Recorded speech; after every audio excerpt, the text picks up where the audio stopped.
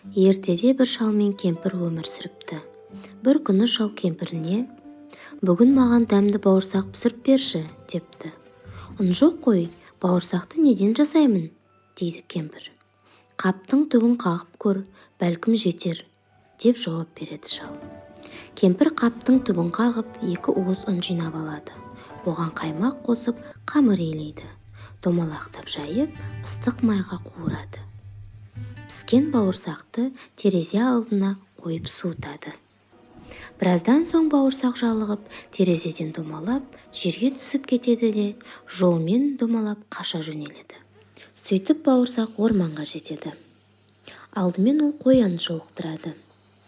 «Бауырсақ, бауырсақ, мен сені жеймін», дейді қоян.